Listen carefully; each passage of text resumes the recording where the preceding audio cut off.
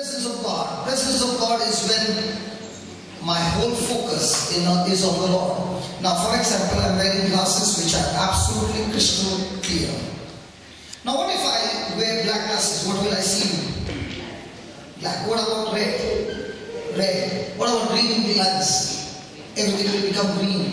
So you're saying, Lord, I'm here to change my lens of worry and anxiety, and I'm going to put the lens just the way when Jesus walked on this planet Earth, he had a lens fixed on his Father. I'm going to fix that lens on my mind, and I look to you through the Holy Scriptures. And when I look to you through the Holy Scriptures, all my fears are washed away. Come on.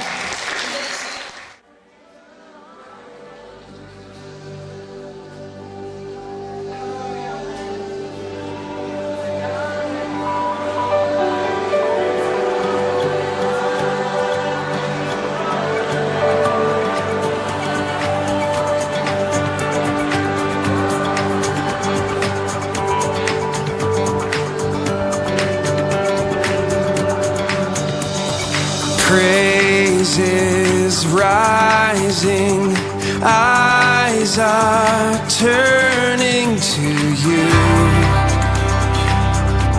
We turn to you. Hope is stirring, hearts are yearning for you.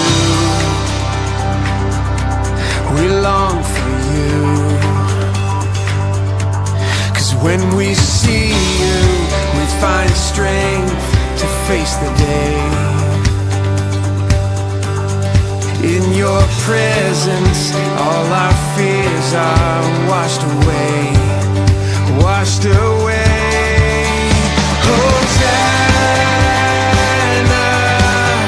Hosanna, you are the God who saves us. Worthy of all our praises. Hosanna,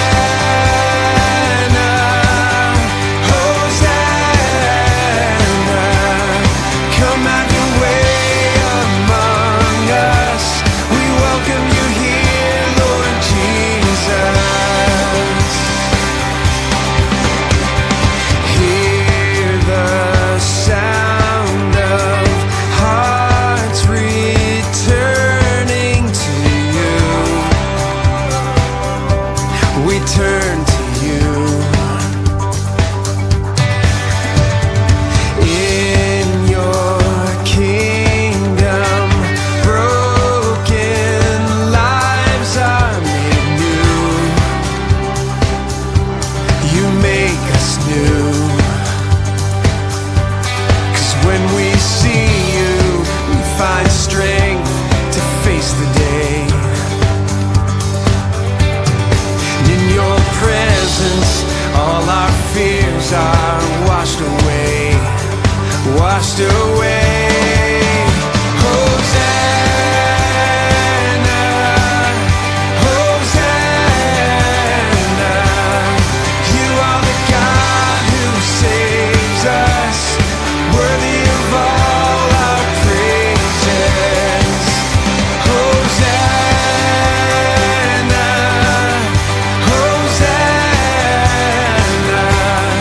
come have your way among us.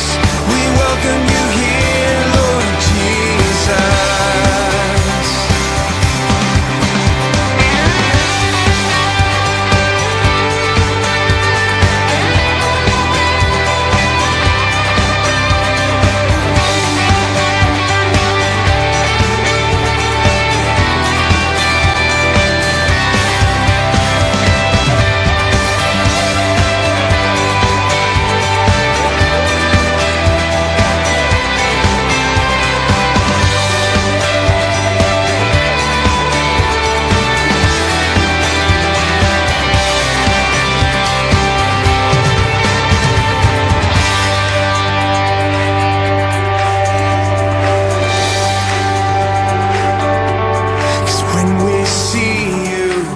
find strength to face the day. And in your presence, all our fears are washed away. 'Cause when we see you, we find strength to face the day. And in your presence, all our fears are washed away, washed away.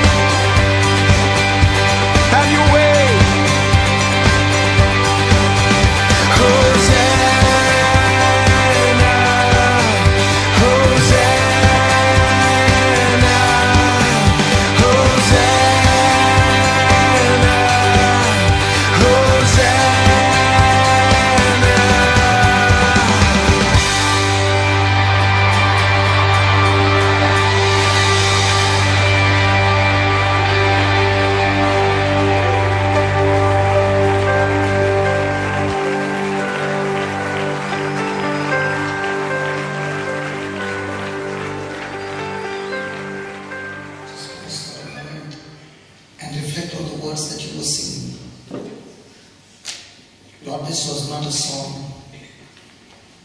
These were words of our prayer. We meant every word that we spoke, Lord. And we ask you to have charge over our lives. Thank you, Jesus. Thank you, Jesus. Thank you, Jesus. Thank you, Jesus. Praise you, Jesus. Hallelujah. Hallelujah. Yeah, please be seated.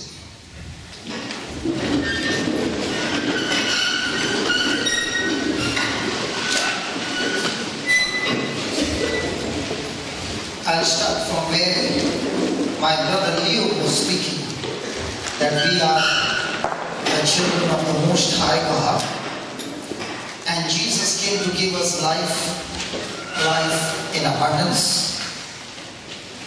But when we look into our lives, we do not see this abundance manifesting, and we begin to wonder why.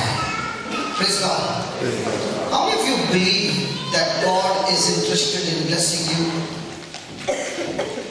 Only few hands?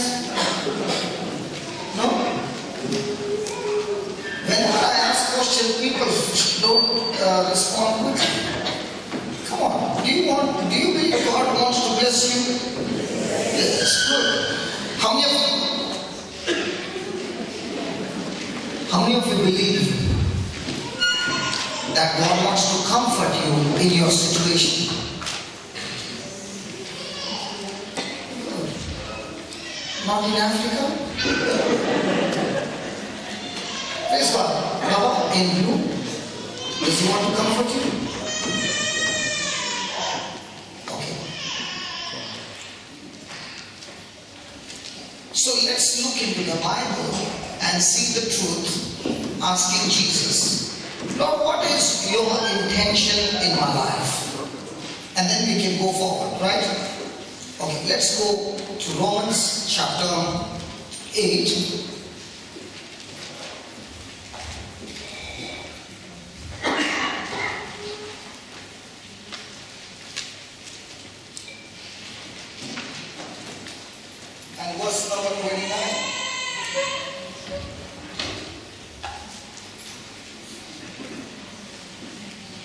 you read?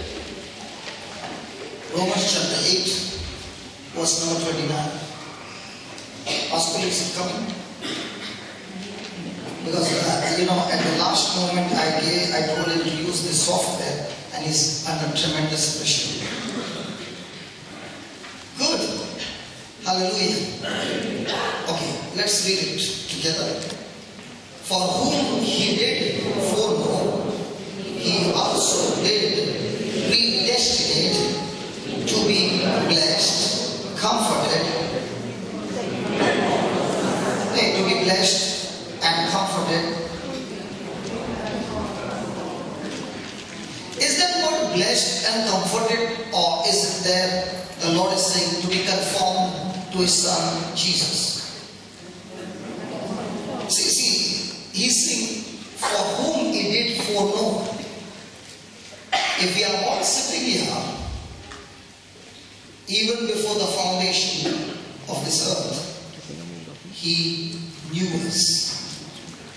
And not only knew us, He predestinate means He already set it up for us, His plan and purpose. And this verse says that God's top priority in our life is to build us into a saint. Wow. In Goa there is shipbuilding near Vasco. But in Kingdom of God, God is building us into saints. And that is His top priority in our life. So every trial or every situation that we go through in our everyday life, He wants to teach us, train us, so that we learn from Him to respond His way. And when we respond His way, that responding to the Word of God brings transformation, change in our lives, and that is what God is interested in. Now the question is, what is my interest in my relationship with Jesus? Many times when people are in trouble, we tell those people in trouble, come to Jesus. He will solve your problem. Never do. Come to Jesus. He will heal you of all those sicknesses. But when you look into the Bible, the Lord says, this sickness, this situation that has come into your life, I'm going to use these very situations to turn it around, to bring that change in your life. That the more and more you respond to me, you agree to me, you are work in progress in the building up of becoming a saint. Nobody's happy. Now look into our life. Is God's priorities and my priorities match? My priority is, Lord, I'm in the struggle, get me out. God's priority is, you are in the struggle, I'm going to show you that you renew your mind, change your thinking, study my word, and learn from my word that will bring forth, first of all, change in your attitude, character, and that is what will bring the promotion, the blessing, and all that you want in your life. Are you listening? Hallelujah. Okay, let me prove it to you.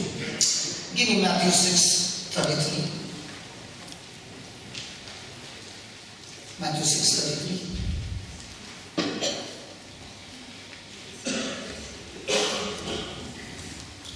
Okay. Let's see.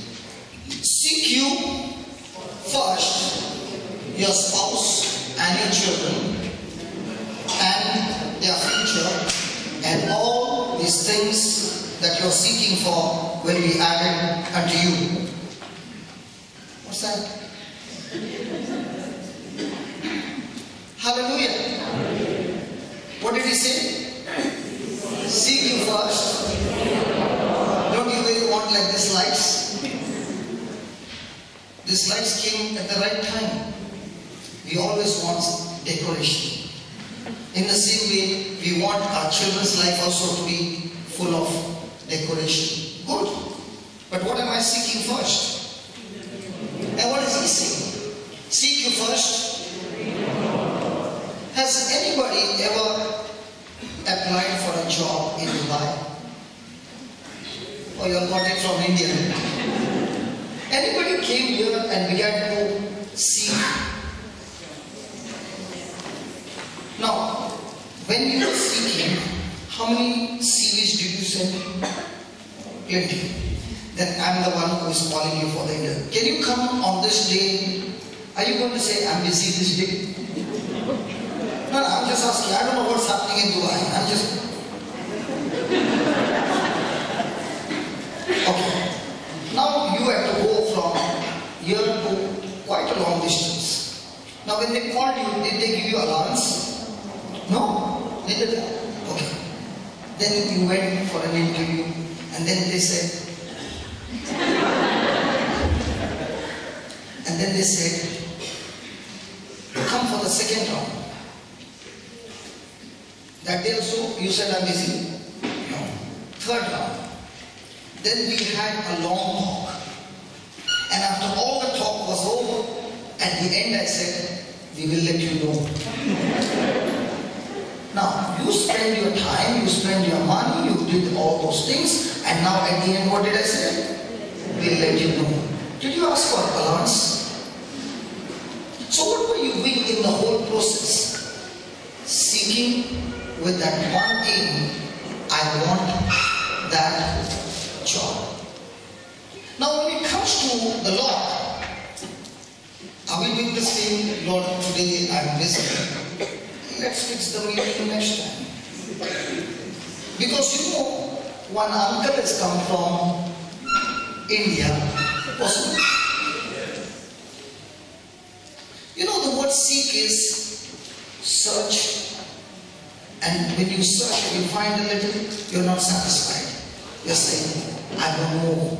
And that's why it is called as search and research and research and research, and keep on searching through the Holy Bible that you are never satisfied. You are like a beggar, always poor, that I want more and more of you. And he says, if you have this kind of an attitude, he says that everything else that you want in your life will be added unto you. Now in our prayers, what is our prayer? Lord, everything else added? Or Lord, I want to know you more and more?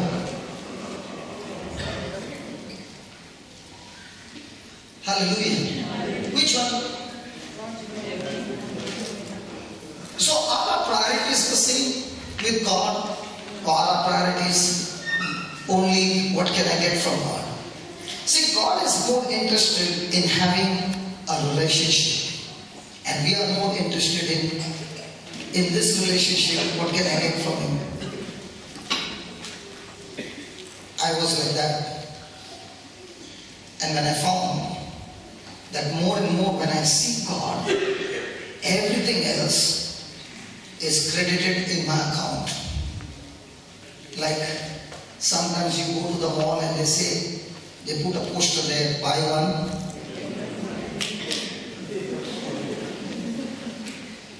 So do you go to the shop and say, I just saw that poster out, take one free. Can you give me that? What is free? That's how we are with the Lord. All those things that are added to you, Lord, let me download it in my life.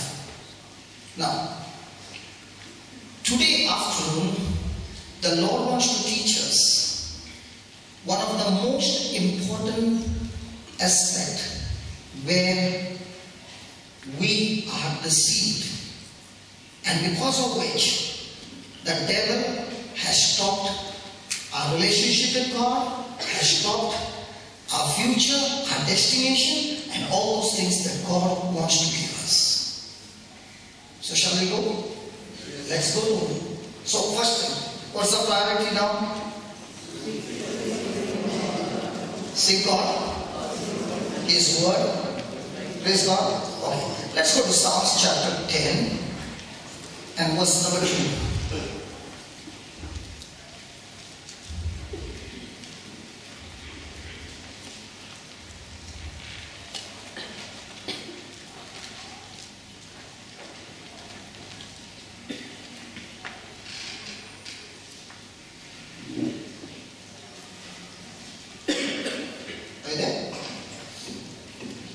Please read it. The wicked in his pride does persecute the poor. So pause. So where does persecution come? Where does opposition come? Pride. So many a times we think pride is a person who is arrogant, was wicked. Now today the Lord wants to show us the definition of pride. So the first thing He says, the pride person is all the time persecuting, putting a block in those people's life who are walking with God. Second thing He says, let them be taken in the devices that they have imagined. So when a person is filled with pride, he cannot think in accordance to God's word. His thinking are different kinds of schemes to see to it that it profits him. The third thing He says, verse 3. Can you put verse number 1?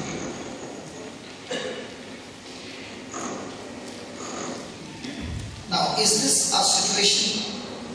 Why are you standing afar off, O Lord? Why do you hide yourself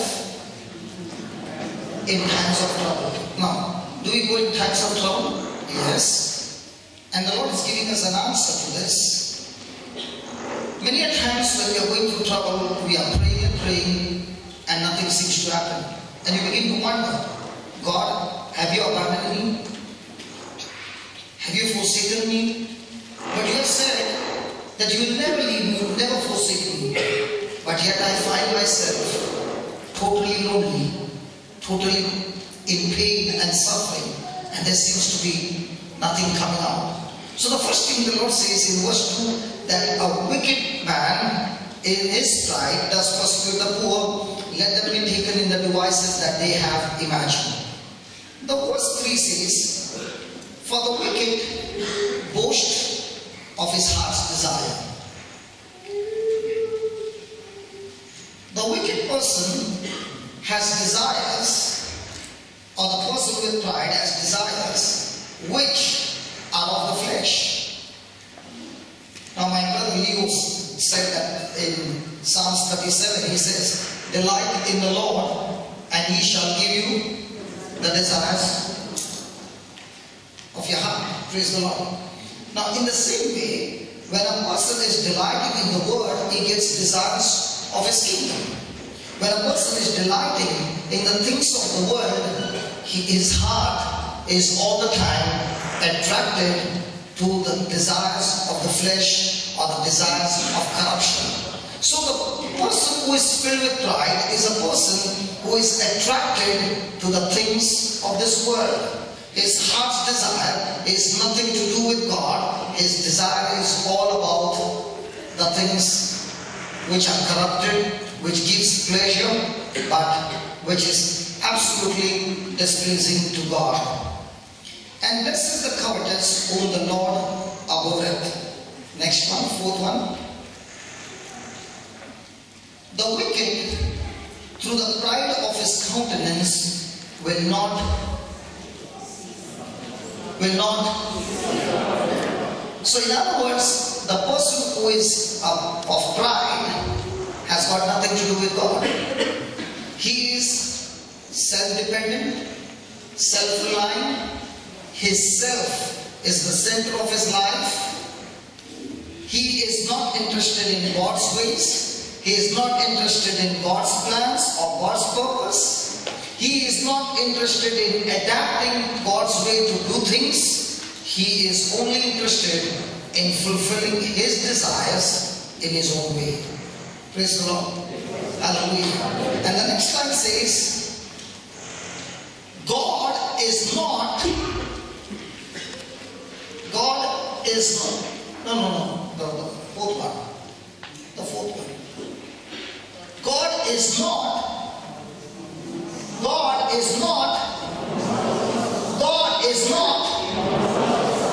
okay, let's put it this way.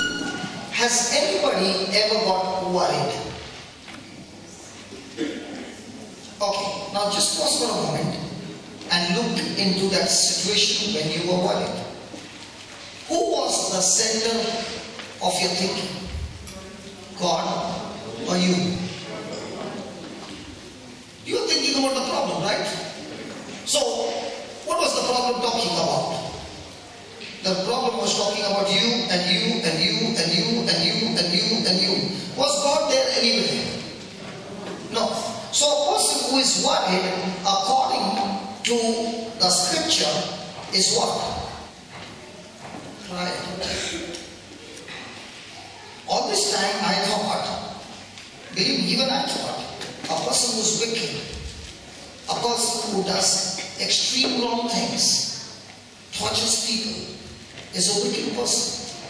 But today, the Lord says, that's not true.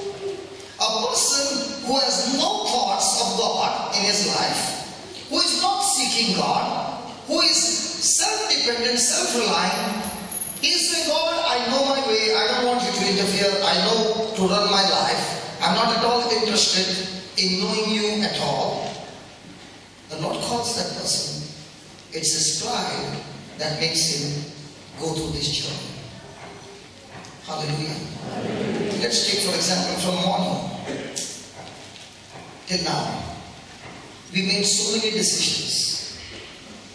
We faced so many things. In all these things the day that was spent, the midday, how much of those things that you made decisions or you were thinking was God in those things? Hello? Or was it all about you? Let's take for example, Pastor is celebrating his anniversary. He's very close to me and I did not call him. What happens to Pastor?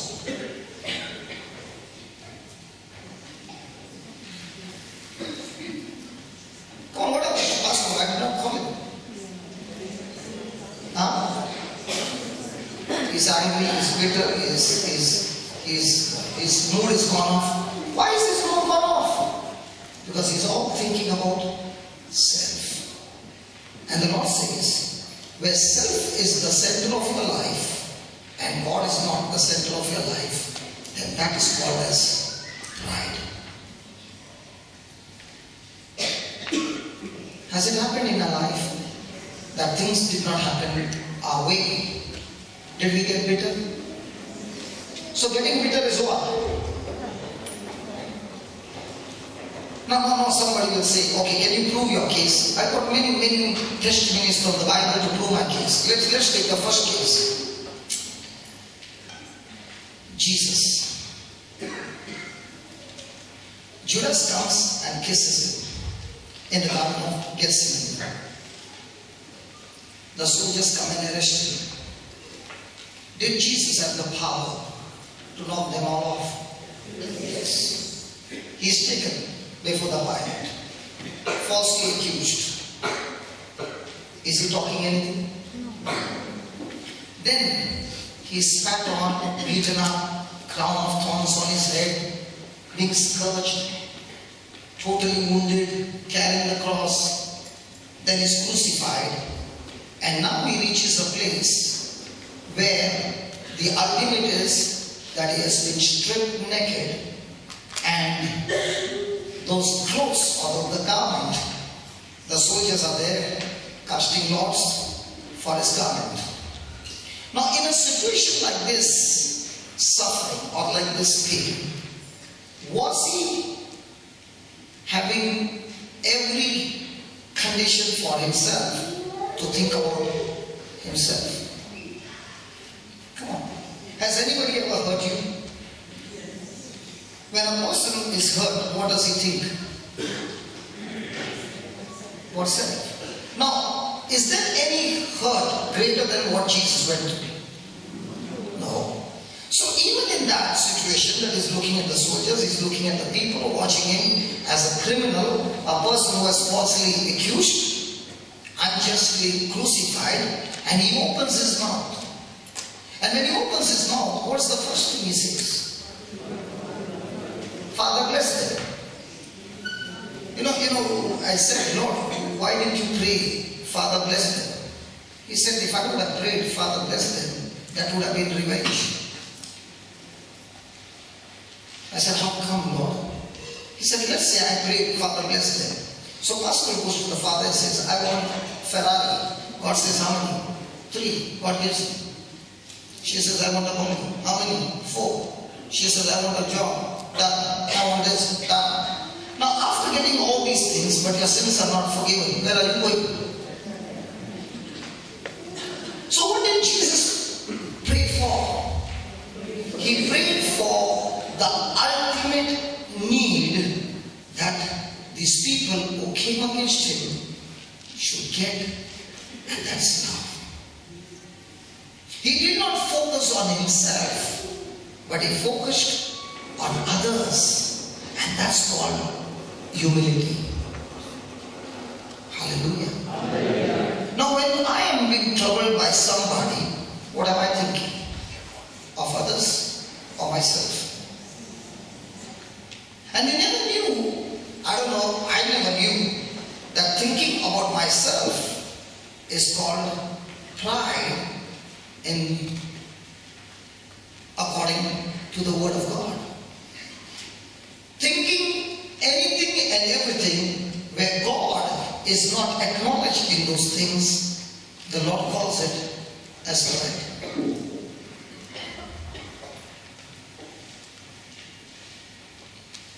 A person who is humble is a person who is saying, God, I depend on you. I rely on you. Not my way, your way. What do you want me to do? Where do you want me to go? He is saying, Lord, my life is not mine, it's yours. You tell me. What do you want me to do? Even in the midst of his trials, he is still focused on God and saying, Lord, I trust you, I acknowledge you. You tell me in this, what do you want me to do for you? Hallelujah. Hallelujah. Hallelujah. Hallelujah. So from morning till now, the time that we spend, how much of your life that you spend, self was the center of my life. And if self is the center, then the Bible says that's pride.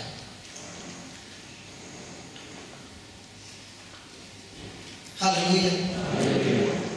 So how many people do you, according to this definition, how many of us, most of the time, are coming under the category of pride?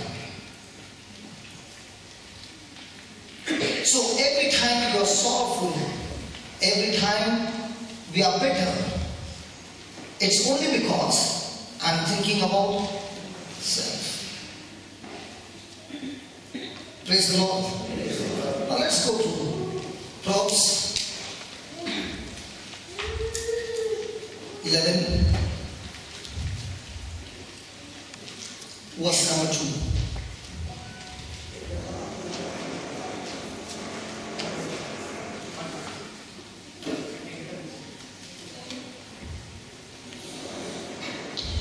Proverbs 11:2.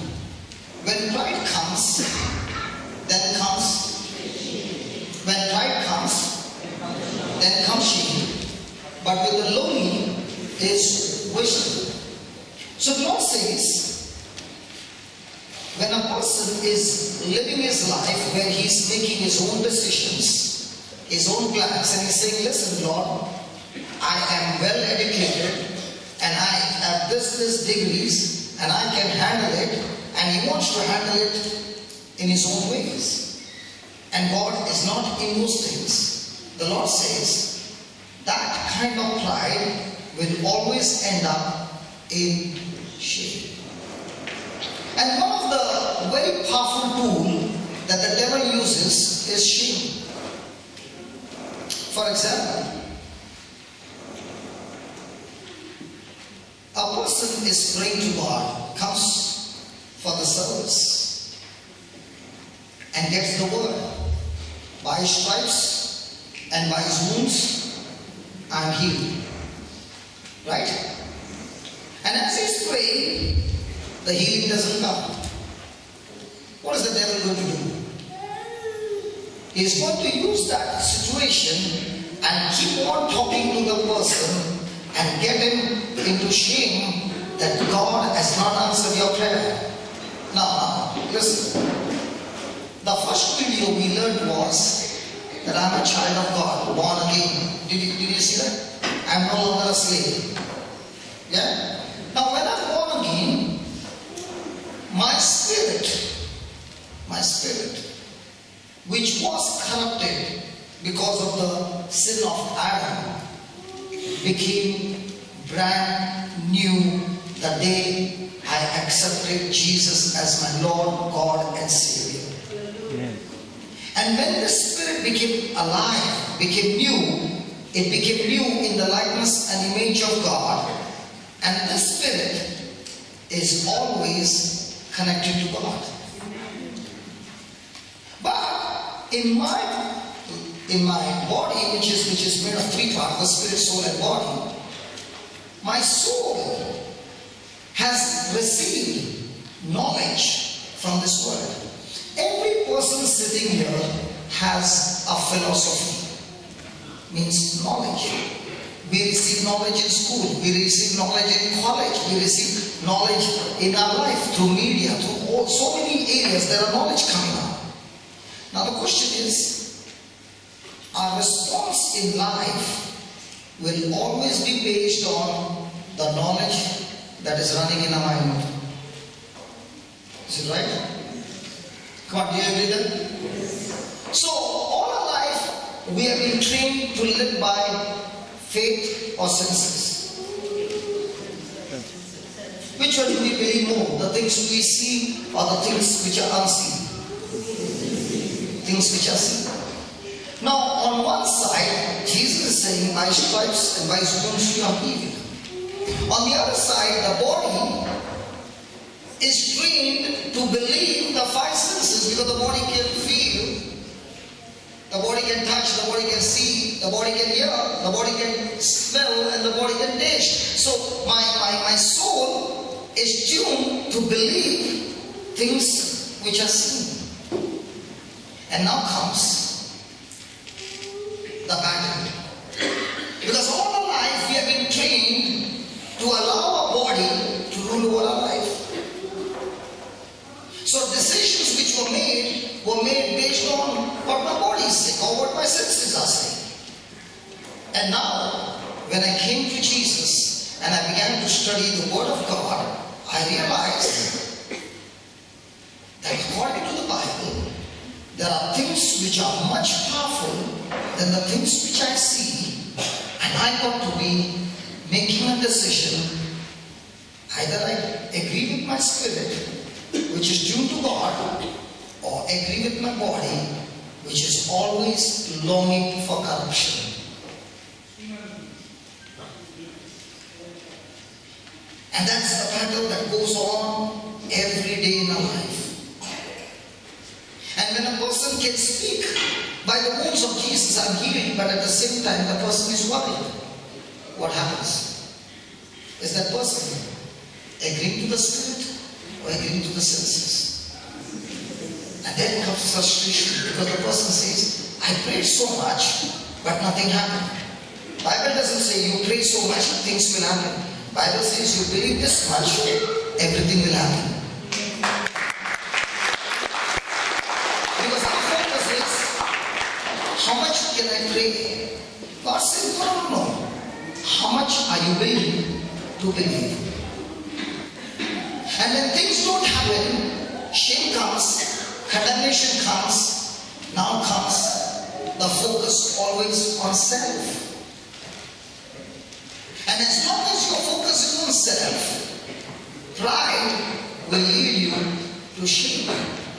And as long as your focus is on God, the Lord says He will give you wisdom. Praise the Lord. Let's take a quick example. Give me Genesis 50:20. And let the scripture be always in your heart. Don't ever forget the scripture. The scripture will bless you every moment of your life, every day of your life. Look at the scripture. This is what Joseph is saying to his brothers.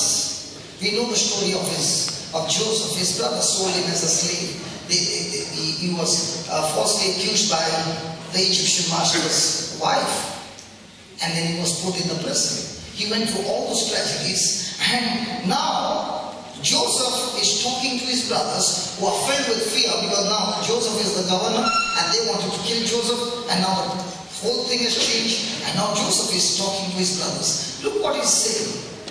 As for you, you thought evil against me. So in other words, what you did to me looked extremely bad in the natural. Because when I was in my father's house, you never spoke to me. You hated me.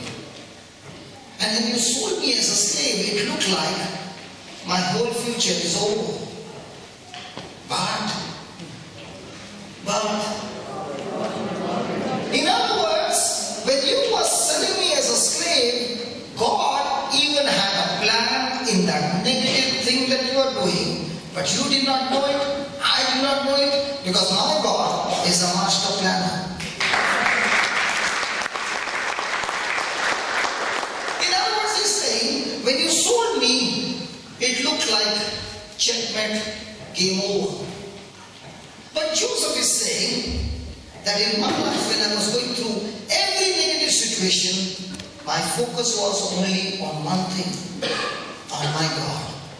He had given me a dream.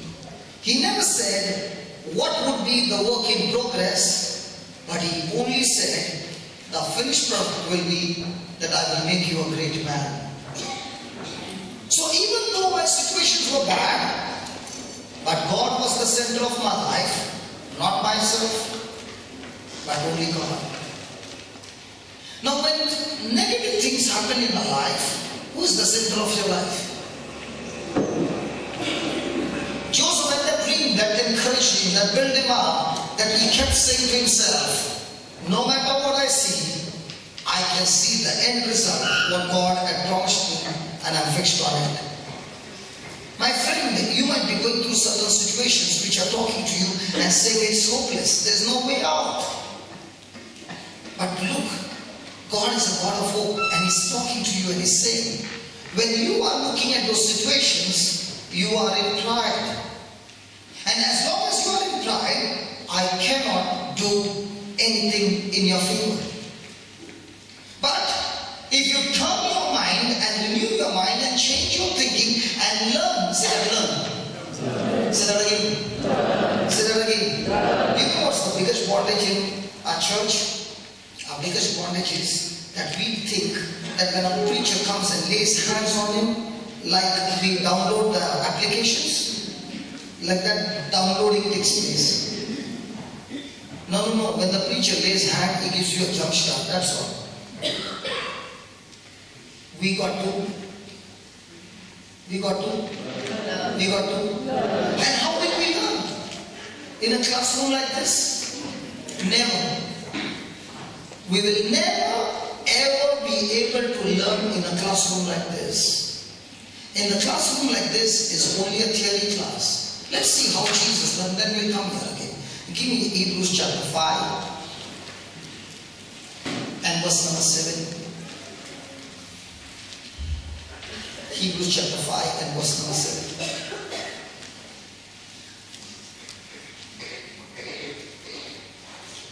read it please. That who is Jesus? Okay, let's read it. Jesus in the days of his flesh, that means when he was physically present on this planet earth. Jesus in the days of his flesh, when he had offered up prayers and supplication with strong, and I never knew that. I thought Jesus is the Son of God. Why should he cry with tears? And why did he cry with tears? He cried with tears to his Father, asking him to do what? To save him from death. And did the Father hear when Jesus died on the cross? He died on the cross. And if the Bible says he heard, that means he's not talking about the death on the cross, but he's talking about every moment of his life where the devil wanted to kill him.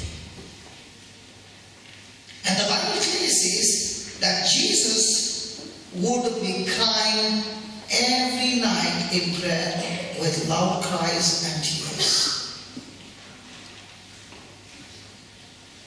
Even though he did marvelous ministry, but the Bible says he was fixed on his Father. And look at the next line. Look at the next line.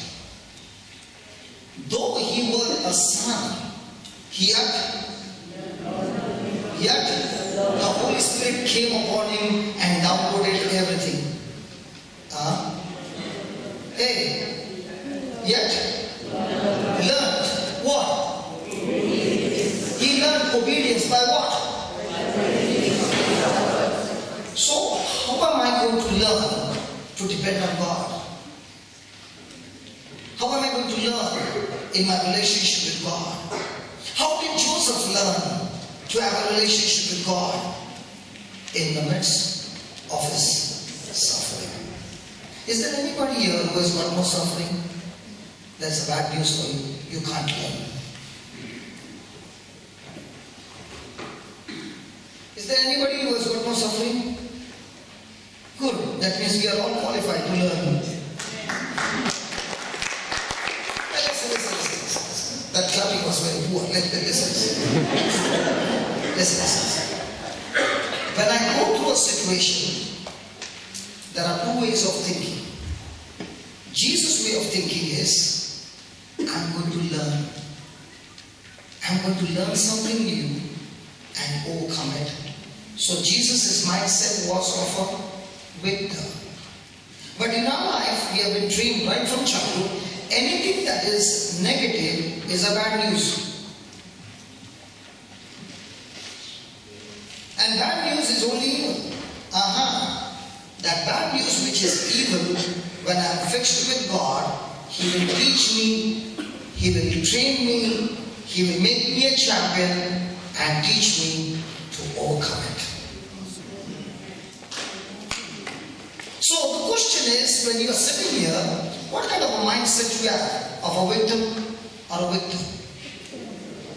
Now let's say Pascal came for my martial art classes. And I'm training Pascal, my brother, to break bricks. And Pascal is ready. And he hits. And the timing and the style was not right. And his hand gets swollen. What do you think? Pascal will come again? Pascal? He says no. That's why I gave this example.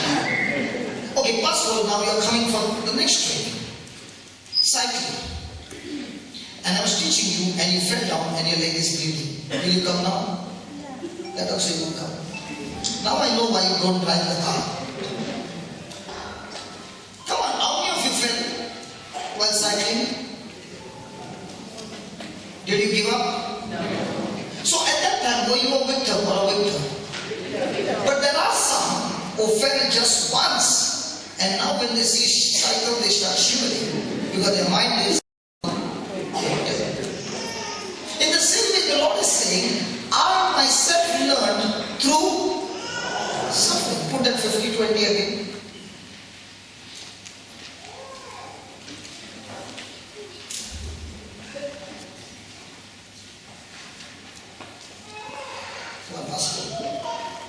for you, you thought evil against me, but God meant it unto good. Why? To bring to pass as it is this day, to you know what Joseph is saying? God is a master planner.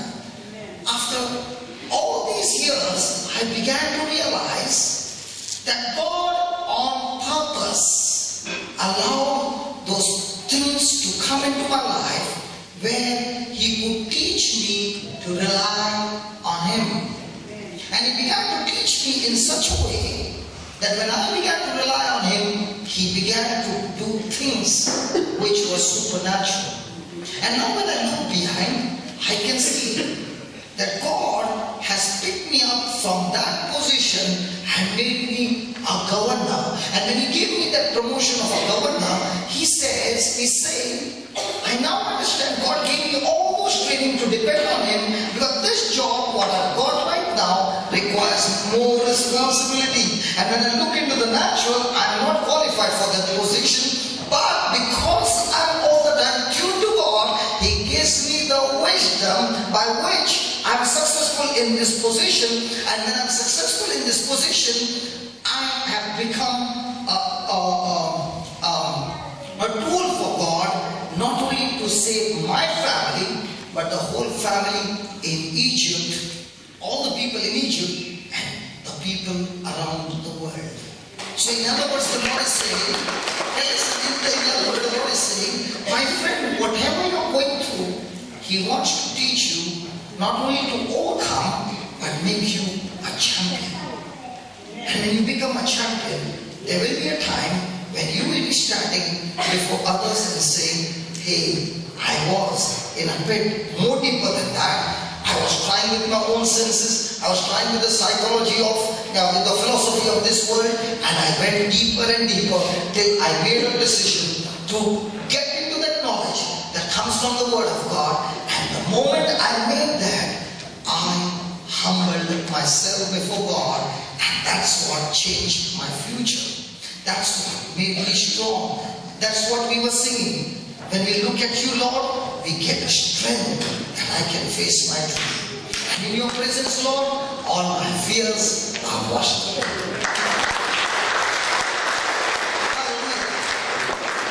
So, my friend, if you are going through a certain situation, from now on, aren't you going to get excited that you, Lord, I'm in a training school, not the college of this world, but the college of the Holy Spirit. And as long as I'm tuned to the Holy Spirit, talking to Him all the time, asking Him, looking into the scriptures, following the scriptures, Lord, you're going to take me on a journey where I know and I know without a doubt, I can never reach that stage without your help.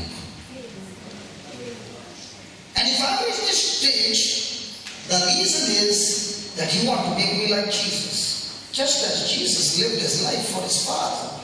Now, I understand, Lord, I'm supposed to live for you, and when I live for you, there are so many souls who are going to hell. Now, Lord, I've changed my lens from self-centeredness to Jesus-centeredness, and now I'm only looking at how can I bring more souls into the kingdom of God, and that's Christian. Hallelujah. Thank you, Jesus. So, ask your neighbor, are you a victim or a victor? What is your neighbor saying? Come on, what's your neighbor saying? Come on, what's your neighbor saying? Come on, what's your neighbor saying? And if you are having a mindset of a victor, then is there any question of depression? Let's say my brother pastor comes and says, I want to be a good athlete. So he comes and I'm the coach. And the pastor can run only 3 rounds. As a coach, how much rounds will I make him run? Look at him, no mercy. From 3 straight away 10. I make him run 6. From 6, 10. From 10, 30. And one day pastor comes and says, today is Friday, my friends are going for a picnic. Can you give me leave? Nothing doing. Get out of there to see. Now, will you at that time be bitter with me? Come on. Now, is eating habits, no vada pav, no misal pav, no salam suha. Praise God. Now, what happens to him? He might be even grumbling at that time. And then comes the day when you all have taken part in basketball is a hooking. And now when he starts running, the day was before he got into the coaching, he was running with your speed. Now he's running like a deer. Now when he gets that medal, where is he going to run first? To the coach. Right? In the same way, our coach is Jesus, who is going to put pressure on us and get the best out of us under pressure.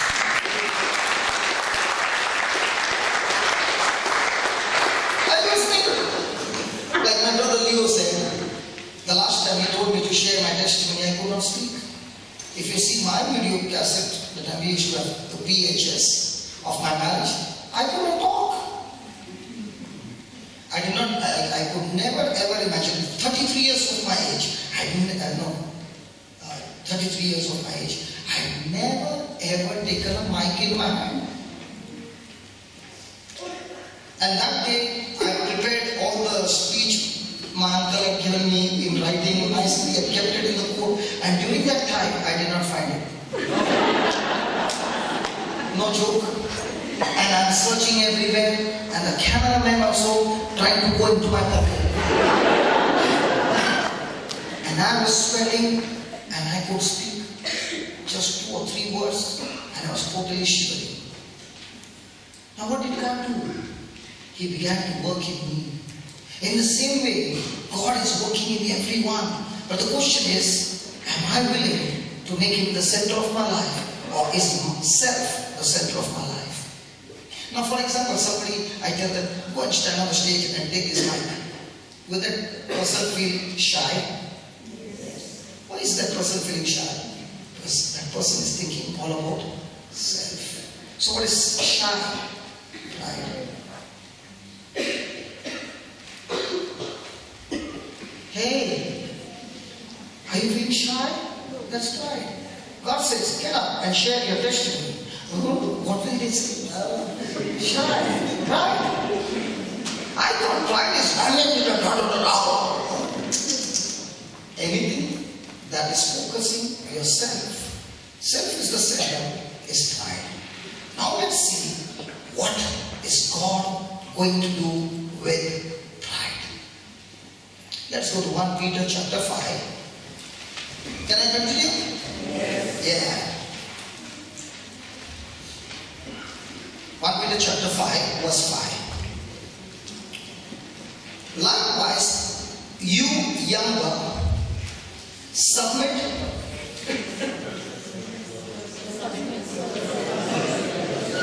Likewise, you younger, submit. What is submit? What is submit? Now if I say one line, all the husbands will be happy. Wife, submit to your husband. You see, all the husbands are happy. Okay, what is submit? Okay. Have you heard the word submarine? Submarine? Marine. There's a ship going on top of the water. And there's a ship going underwater. Is submarine. So what is submission? A mission that you're going under somebody else's mission is submission. When, in other words, he's saying, when I'm committed to God, he's saying, submit to elders. Now, is submission easy? How many of us want to fulfill our desires? क्या बात है यार? Fantastic. Bosco तो देखा नहीं. खाली 3 आता है. Fantastic. Hallelujah. We all love to fulfill our desires. And when those desires are not fulfilled, what happens to ourselves?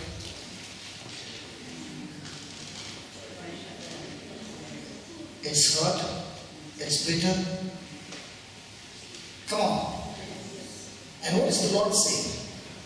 The Lord is saying, because you are committed to me, because you love me, I got a mission in your life, and this mission is going to take you to your destiny. Praise the Lord. Let me explain more on submission. Go to 1 Peter and then we'll come here again. 1 Peter 2:18. Anybody having an RSV Bible, please? Anybody has got an RSV Bible? You got an RSV Bible? So I want you to read loudly. 1 Peter chapter 2 verse 18.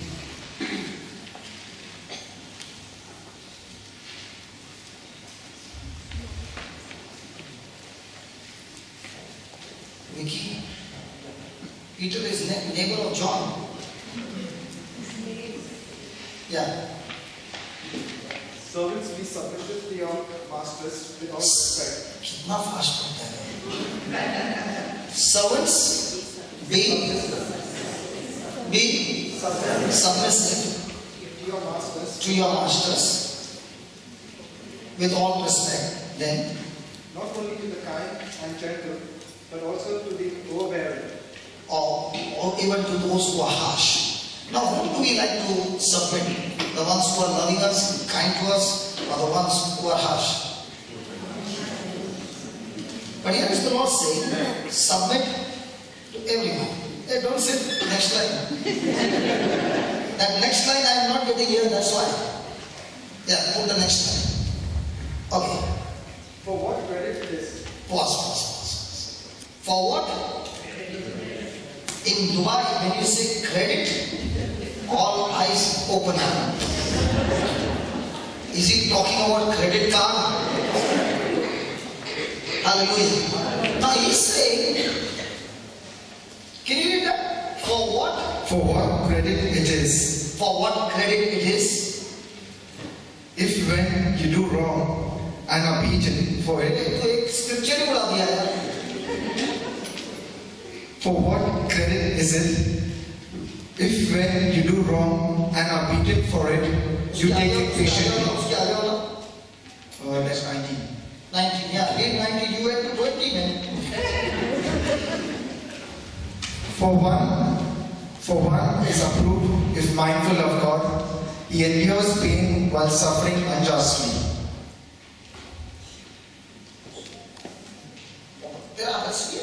Yeah. Read it again. For it is the credit to you, being aware of God. That translation जरा देखना. Yes, read it. Read that again. For it is a credit to you. For it is a credit to you. Okay. If being aware of God, If being aware of God, you endure pain.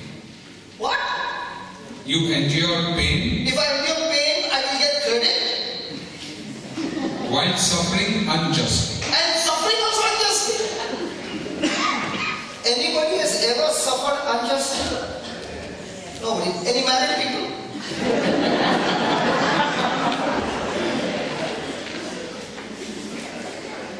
Any person working in the office suffered unjustly?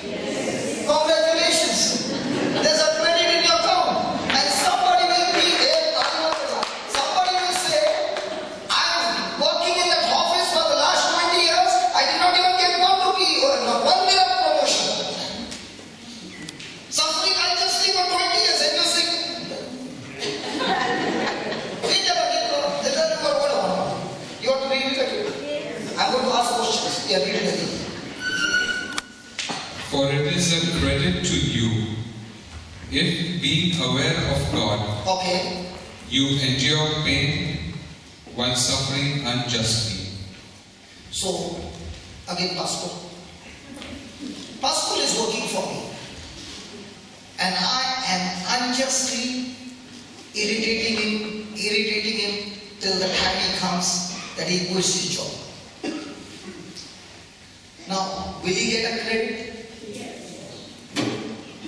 Okay, let's say he did not quit the job. Will he get a credit? Yes. Absolutely no. Now you will begin to wonder, but there he read when a person is suffering pain unjustly, Lord said there is a credit in your account, right? You missed the best part. Read that again, brother. For it is a credit to you if being aware of God. When you fly Bombay, Goa, also they give you a ticket ad. 300 rupees, fly Bombay, Goa. You go to the counter, give 300. They say, did you see condition applied? Tax 2000.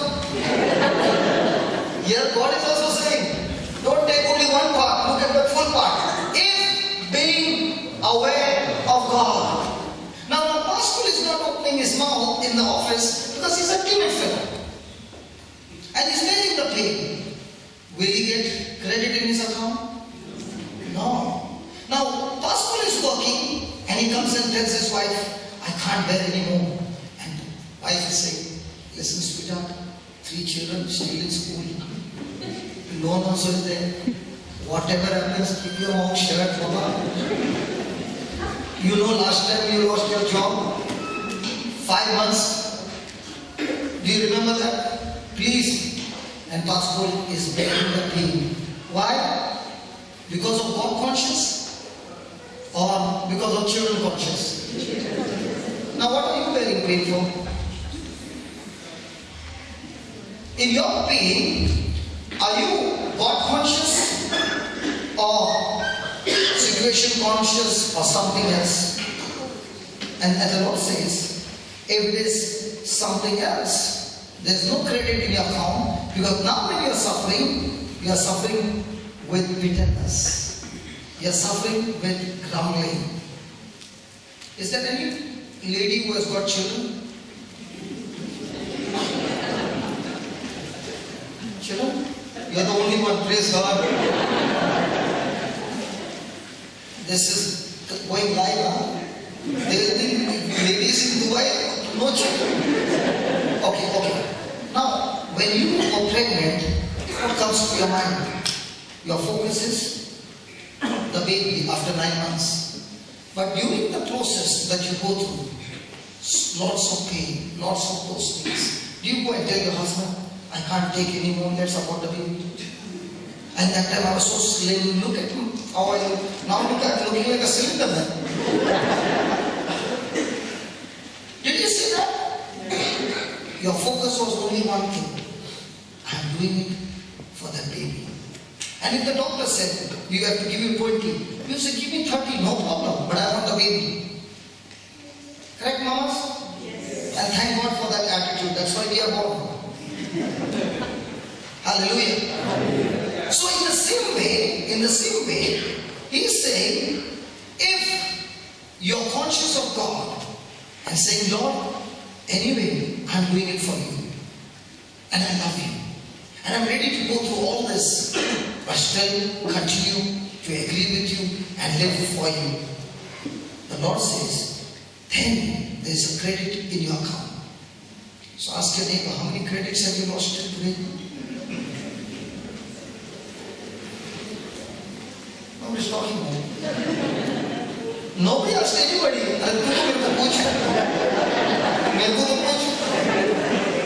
Hallelujah. So from now on, if somebody is coming against you, is it a good news or a bad news? See, somebody will say, it's easy to preach, brother. Okay, let me ask you. Anybody has ever traveled to Sharjah? My car. Morning, Sharjah, Dubai, Sharjah, evening. 1.5 hour going, 1.5 hour coming. Correct? Then in the office, a boss like me, kiri. Then why are you still working? Why did you leave India and come to Dubai? Because you love the sand. Why did you come? Kulla baat hai, dirham ke hai. to spend 1.5 hours morning and evening, take all the word and still be patient, keep your mouth shut and keep working, because after 1 month you are going to get fixed it up. But the Lord says, when you go through unjust suffering and you bear it patiently for my sake and being aware of me, you will get reward which is beyond the demand.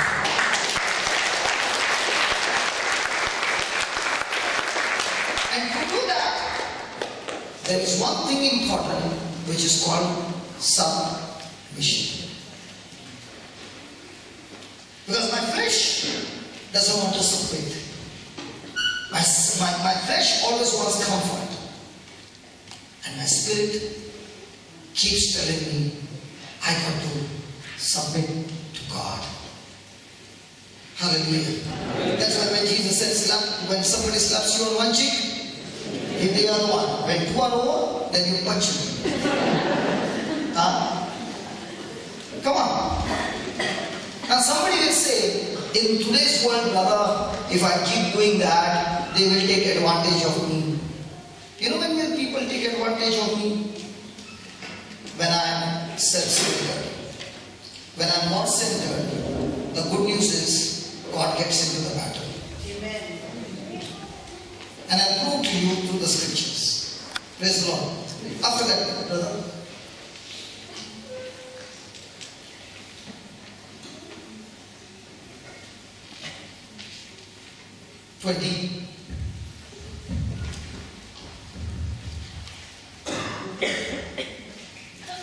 If you, I'll do it 19 or 20. No, 20. If you endure when you are beaten for being wrong, what credit is that? Anybody has ever been to school? Now at school, when you did something wrong, anybody like me who never did anything wrong? And the teacher caught you and you did something wrong, will you open your mouth? You are all good children. That's good. But you did something wrong and I'm your teacher and I'm going to punish you. Will you open your mouth? No. Second time, the neighbor did and I caught you. Will you open your mouth? Of course. I'll say, of course. Okay, now read, brother. I read that again. If you endure when you are beaten for doing wrong, what credit is that? But if you endure, but if you endure when you do right and suffer for it, when you do right and suffer for it, you have God's approval. Fantastic. Hey, when you do right and you are being falsely accused, beaten up, done all kinds of negative things to you, and you do not open your mouth, but for God conscious, you bear it all, the Lord says, not only there is a credit in your account, God's plan and purposes are being executed in your life.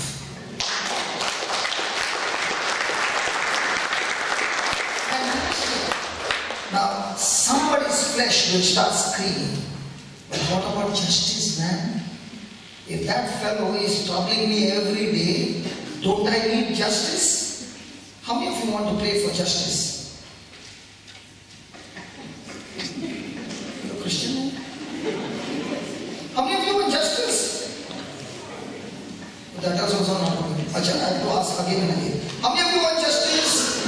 Now hands are increasing. How many of you want justice? More hands are increasing.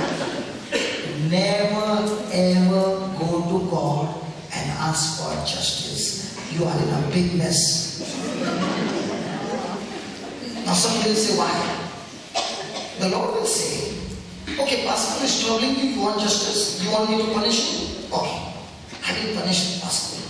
Now, I also want justice of what you have done. So I'm going to deal with what you have done, no forgiveness. Where are you going now, justice man? To hell.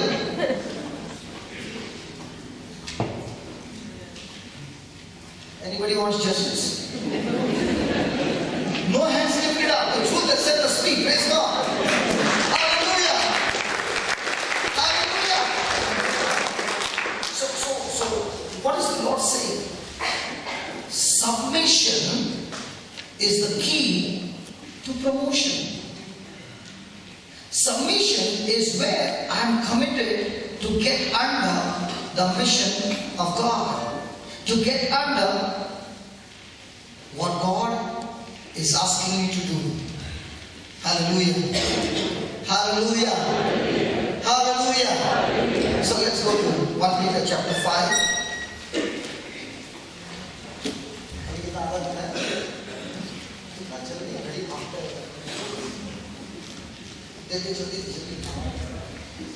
One Peter chapter 5 verse 5.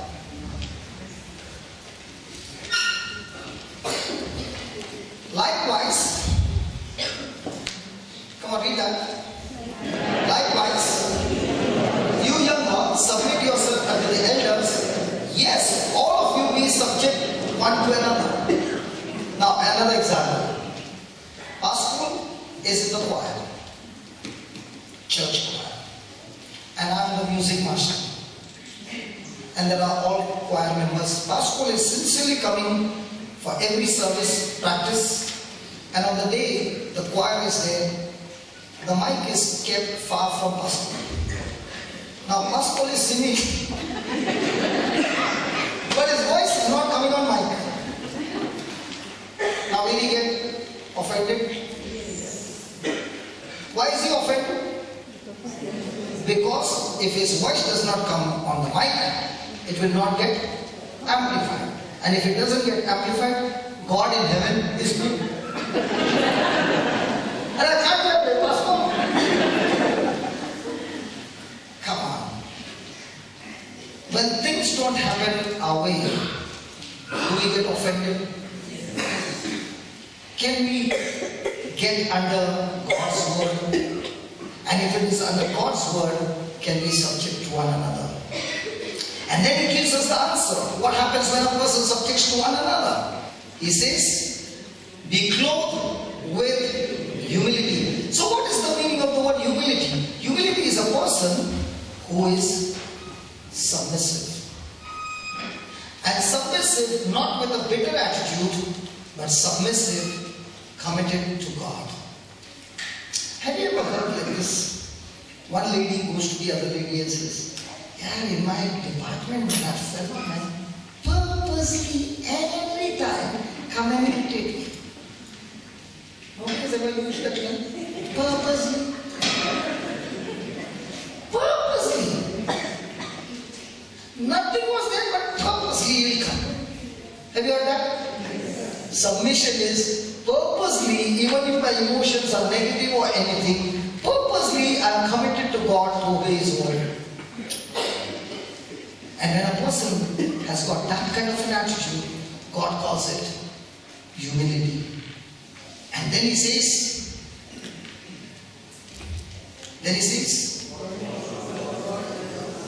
God resists the proud. No. Pastor is my boss this time. And I am his new secretary, but a lady, okay? A lady. He's handsome. And I'm... So somebody in the office informs Pastor's wife. Now will Pastor's wife love me? No. That also they're thinking here. Come on, I'm asking you a simple question. Never. Because this secretary is bringing a barrier in their relationship. In the same way, the Lord is saying, when a person is in pride, his attention is not on God, but his attention is on other things which are distracting him and taking him away from his relationship with God. And God is saying, I'm going to fight those distractions and I'm going to fight it so that my relationship with my beloved is restored. And that's why you find that when a person is in pride, now we learned what is pride. Pride is something where my focus is not on God. So as long as I do not turn to God and I'm continuing in that journey, God is not helping me, but God is fighting against that pride to help me turn around and come back to Him and the relationship be restored. And that's what happens in our life, because we are so focused on different things, but not God. And we find ourselves getting deeper and deeper into more and more troubles, that a day comes that you cannot take it anymore, and now you turn around and you say, God, I can't take it anymore, I submit to you. Why is He doing that? He's doing that because if my relationships are not restored, I'm going to destroy my whole future, my whole household, my whole generation, and all those souls who God has put in my life who can be won for the kingdom of God. Now, we just saw the definition of pride. So tell me, my friend, in that situation, God is going to be on my side, or is He fighting against that pride? Think about it. And look at the next line. He says, He gives. He gives. You know, when I said, Lord, can you explain to me what is grace and self? He said, so easy. Supposing you're going to Europe from Dubai. If you go walking, it's called self. If you take a flight and go, it's called grace. Hello? Can anyone think going from here to Europe, walking? That's called self. And grace is when God's power begins to work in you and take you on a destination into that promotion which is beyond your capacity, beyond your ability.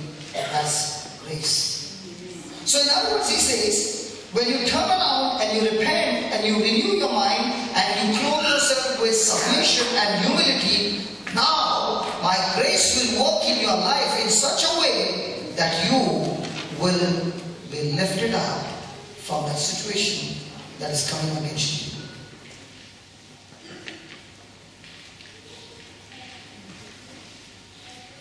Because my attention is not on God but on my situations and things which are negative all around that I'm surrounded with, I have myself, with my own choice, rejected grace, and I'm walking and I continue to walk in my pride.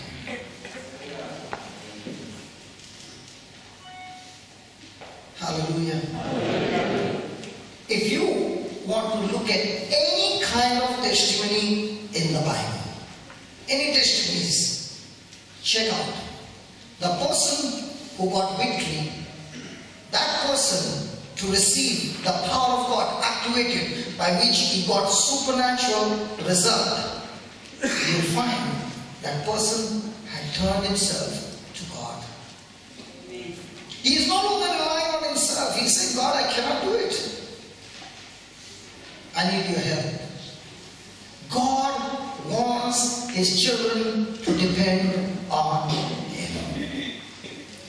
He wants His children to have a relationship with Him. And when I have that continuous relationship with the Lord, He says, I'm going to release my grace upon you. And that grace will not only give you, will take you into the supernatural, that very thing that had made you a slave, I will make you a champion to stamp it all your life.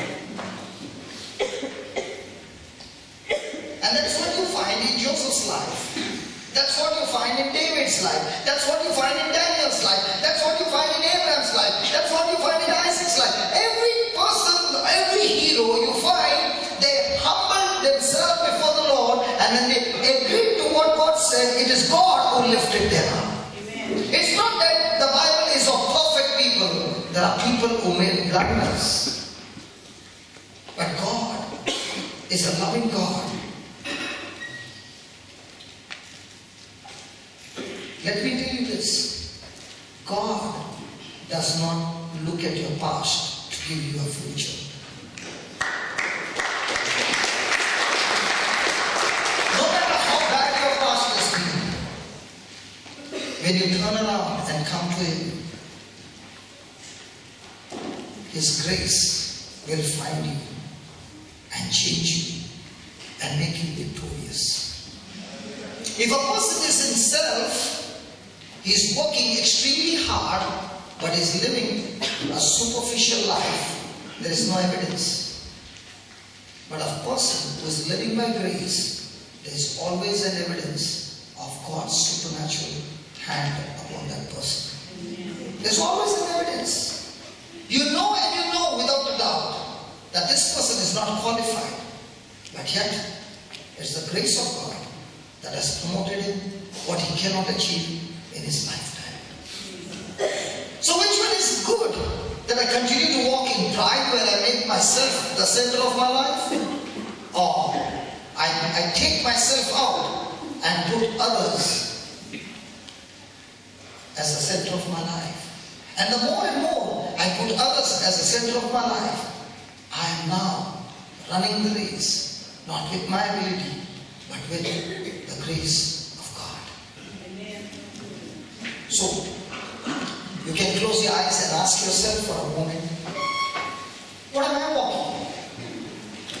Am I a person who is all the time worried? Am I a person who is all the time offended and bitter? Then I'm walking in pride. Am I a person who wants to fulfill my desires? I'm in pride. Am I a person who is nailing myself for the cross and saying, Lord, what do you want me to do for you? No longer my desire, Lord, your desire. Lord, no longer I live for you, I live for you. And no longer I live for myself, but for you. I am operating in grace. The Lord is saying, the only way a person can come out of pride is the renewing of the mind. Where I am on purpose committed to submit myself to God. Look at King Joseph. He is facing a battle and there those three kings are threatening him. He would be wiped out. But Joseph refuses to look at the situation. He focuses on God and he says, God, I'm powerless without you. I don't know what to do, Lord. But my eyes are fixed on you. And when he says that, the grace of God takes over and God fights the battle. Look at Moses. A person who committed a murder, runs for his life. God still takes care of him in the desert for 40 years. Submits himself to God. The grace of God takes over and God does wonderful things in Moses' life. My friend, the Lord says what your eyes have not seen, what your ears have not heard, what has not even entered your heart, those things God has prepared for you. But those things can only manifest when we give our hearts to Jesus completely. When we submit to His word completely. And when we submit to His word, we cannot obey His word with our strength. And when you open your mouth and you say, God, I cannot do it with my strength, He says, because you have humbled. The prodigal son humbled and came back home. The father embraced him, hugged him, and received him. And everything that was of the father came to him as a gift. The same way the Lord is saying, when we humble before God, His grace takes over. And what His grace can do, not only forgive us of our sin, but give us the power to resist sin. Give us the power in every area of your life where you are failing again and again.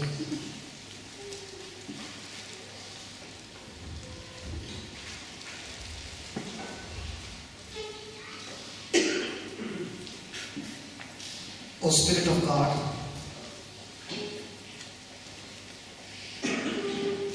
this time we have been relying on ourselves. Today, you have shown us, Lord, that pride is when a person is relying on self, depending on self. Everything is self.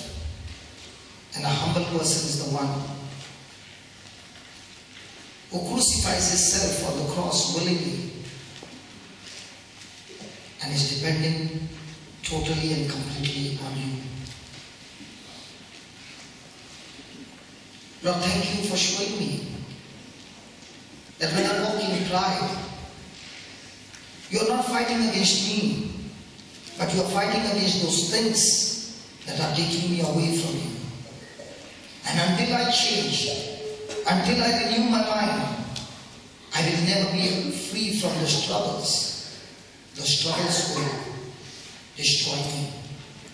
But the moment I renew my mind and I separate myself to you, Lord, you give me your supernatural power called grace, and with the power of grace, I'm able to overcome every situation of my life. Lord, at this very moment, hearts are turning to you because you have shown us you give grace to the humble.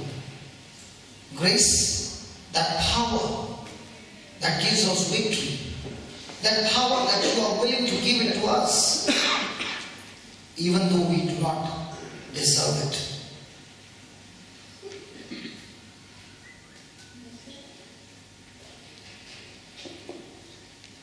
Lord, as we open our hearts to you, we invite you into every area of our life. Areas where Satan has access in our lives. We ask you, Lord, to take control. Give us the grace, O Lord, that with this grace we will resist the devil and he will flee from us. But resisting the devil will come only if we first submit to you. Your word says, submit to God, resist the devil, and he will flee from you. Today you have shown us, Lord, that submission is the key to victory. Submission is the key to going into supernatural.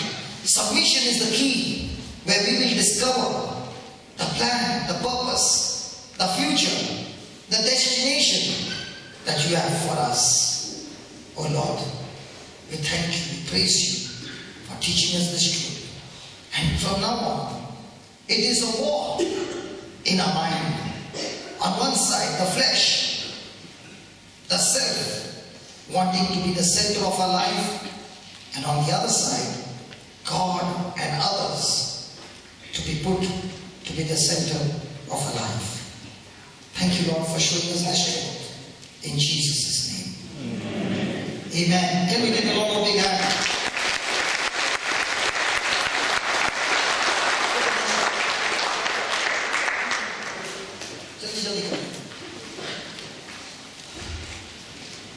Please read that. Humble my spouse. Humble my spouse. No, humble my spouse. Humble my children. Hey, most of the time my attention is what? What's up there to God? Humble my spouse, humble my children, humble my boss, humble all those people who are troubling me. But what does the Lord say? Can you tell your neighbor?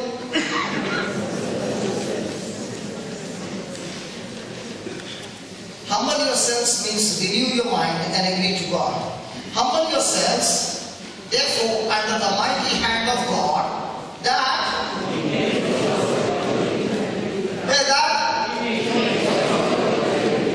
how many of you have made a choice to renew your mind? Praise God. Now is your new season that grace has come, and praise God, I declare in the name of Jesus, the Lord is exalting you. The Lord is doing great things, new things in your life that you have never experienced before. Is it conditions of life? Yes. Hello, is it conditions of life? Yes. Come on. Is it condition of life? Yes. Yeah. So what is God saying? You open, I'll lift me up. Hallelujah. Hallelujah. Then all this time, why was he not lifting me up? Pastor and I are walking together, and I did not agree with him. So he stopped at that place, and I walked. Have you gone at a long distance? Yes. So where is the Lord? He is waiting at that point where I left him to fulfill my flesh. He's waiting there. And only when I renew my mind and I turn around, I come back to that place and he says, now my grace is active in your life. And this grace will lift you up. Hallelujah. Hallelujah. One last line and then we get into worship. I don't know why the watch runs fast. Okay. Please read that. Casting some of your cares, all your cares on him. Casting all your cares on your spouse. Where do we cast our cares? Hey, listen. If there is any situation happening in your life, in relationship, today the Lord is saying, cast all your cares on him. Why? Because he cares for you. So, if a person is carrying the cares and burden, what is that called? If a person is not giving his cares, his worries, his situations to the Lord, what is that called? Pride. So when a person is stretched out, what is that? Pride. And as long as that person is stretched out and is in pride, can God give him the grace? So what's the way to get the grace? To renew his mind. To renew his mind, does he need the word of God? Now do you know why we give you the CD? Why we give you that book? So that when you go back home, plug your ears with the word of God and start reading, that word who is alive, his spirit and life, will first of all destroy the stronghold that is growing out in your mind and destroy it completely. And now the grace of God will give you the power to renew your mind, and when your mind is renewed, God has taken over the battle. Your hopelessness has turned into hope, and that hope that you're believing for, my God will bring it to manifestation.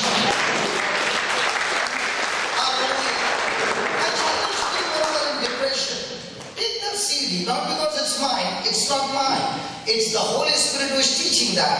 And listen to it day and night. When you go to sleep, plug it and go to sleep. No problem. Do it for 1 month and see how grace of God will begin to work in your life. What you have not achieved in your lifetime, you will see those things manifesting and you will begin to wonder, oh my God, it was so easy. That's why it is called as grace. Grace is only given to students who have failed. Grace is never given to the students who are qualified. And praise God, in our life we have all failed to obey His word.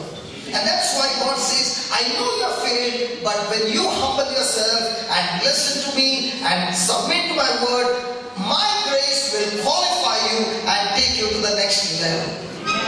So stop carrying that stress, stop carrying that worry, stop carrying that fear, hand it over to me. And when you hand it over, let's say somebody says, my children, Lord, they are going out of my hand.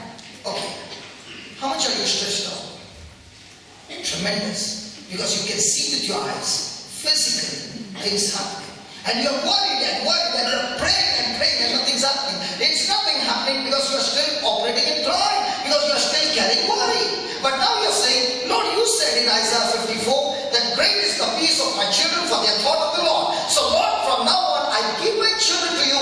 My children, my cares, my worries, my stress, I hand it over to you. And the next time you see your child doing something nasty, you're saying, Lord, I thank you. When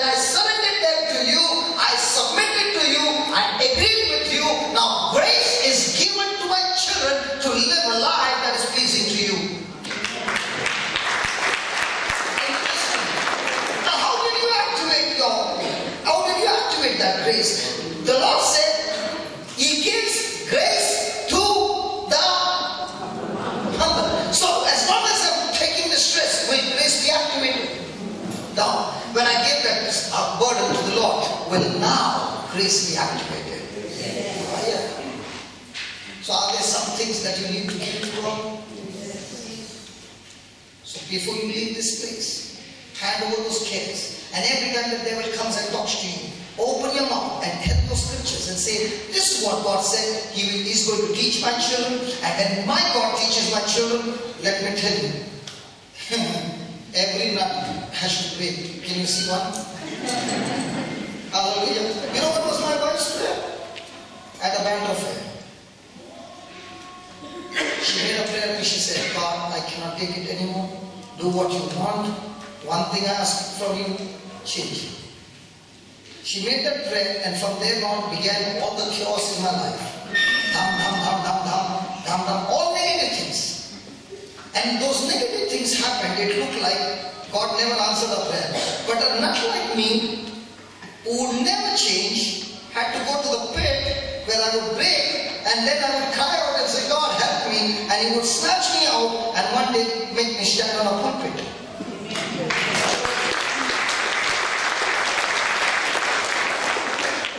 11 years she carried the stress, no change. One prayer, I hand him over to you, do what you want. Everything changed. Why? The grace of God took over. Amen. Because when you hand over to the Lord that situation, you are saying, Lord, I trust you. I'm depending on you. I'm no longer depending on changing anybody, Lord. I change myself because I'm walking in stress. I'm walking in fear. I'm doubting you, Lord. In my relationship, I'm doubting you. But now I make a clear commitment, purposely, even if my senses say anything, I purposely, on purpose say what you say. Now what happens? Grace takes over. Hallelujah. Thank you, Jesus. Praise the Lord. Watch me again. Eyes, please. No time.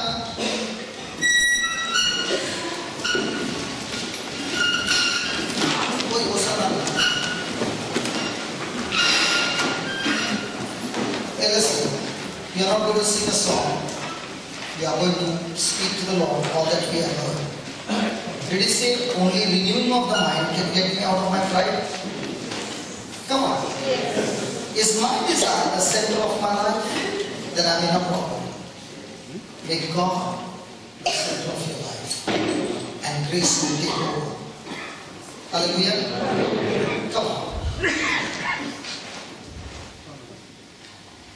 Brother, are you ready?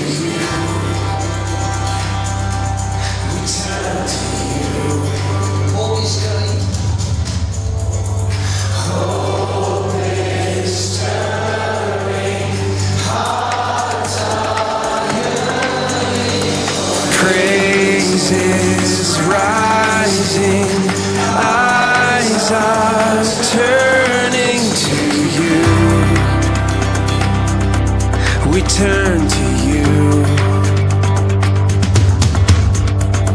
Hope is stirring, hearts are yearning for you. We long for you. 'Cause when we see you, we find strength to face the day.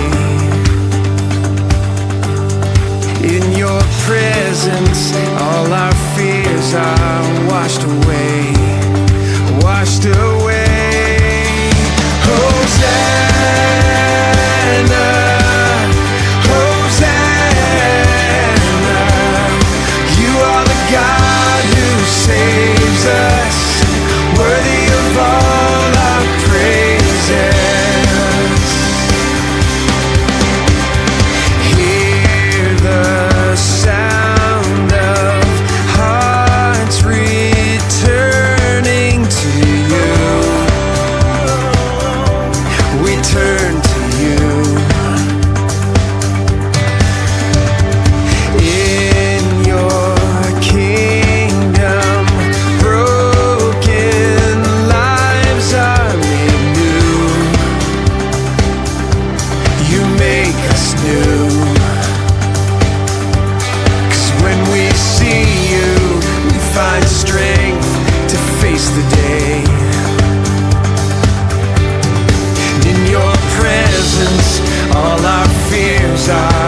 washed away, washed away.